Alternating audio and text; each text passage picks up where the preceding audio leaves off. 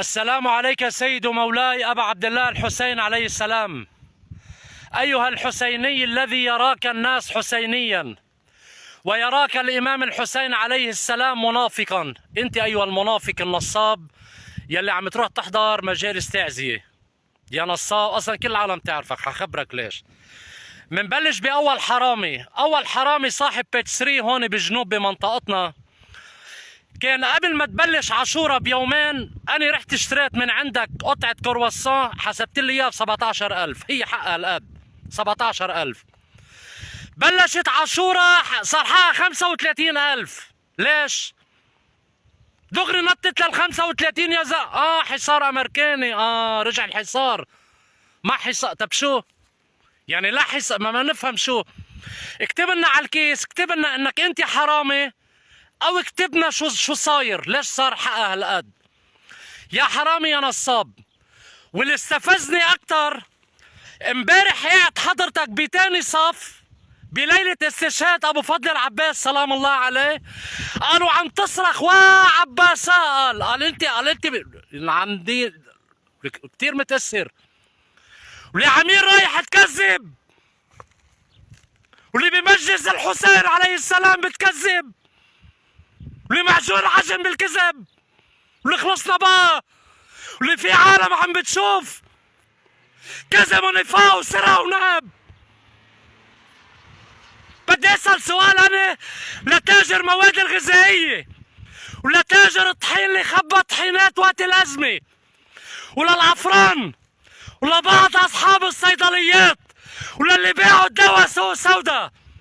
حضرتكم هلا بأي خيمة عم تحضروا التعزية؟ بأي خيمة؟ وين عم بتروحوا تكذبوا وتبكوا؟ بأي خيمة؟ الإمام الحسين عليه السلام بيقبل الإمام الحسين عليه السلام إنه يكون بمجلسه واحد كذاب حرامي نصاب هان وذل الناس؟ ما بيقبل. هيدا اللي قلته هديك السنة، إني أنا ما أروح على مجلس فيه كذاب حرامي نصاب. مبدعين يا زلمة، مبدعين. لا، وبيغط على قلبه 3 مرات بالمجلس، 3 مرات بيغط على قلبك بالمجلس، وقال بدك يجوا المسعفين قال يحطوا لك كالونيا لتفيق من هول المصاب، من ألم الفاجعة. تذكرت كربلاء ومصاب ابو عبد الله الحسين عليه السلام واهل بيته، وما تذكرت الناس كيف زليتها بحطة البنزين، وكيف زليتها برغيف الخبز، وكيف زليتها على ابواب المستشفيات. فضيلة الشيخ لما تكون عم تقرا المجلس وبالمحاضرة تخبرنا انه زيارة الامام الحسين عليه السلام واجبة ولازم نروح على العراق على كربلاء. هيدي ما بتقولها للفقراء، هيدي بتقولها لما يكون عندك مجلس VIP بقلب فيلا مسكرة بوفيه والشيف بصب لك الاكل تبع المجلس سعر $1000، وهي هونيك بتخبرها. الفقراء اللي مثلي مش عم بجمل، اللي مثلي خيي نحن ما معنا. نحن انا امبارح عم بحضر مجلس عندي بالبيت، ما عندي اشتراك كهرباء وما في كهرباء الدولة، عم بحضر على بطارية 55 امبير على تلفزيون الانبيان، مجلس بمعوض ببيروت ناقلينه، طفت البطارية قمت حطيت راسي ونمت.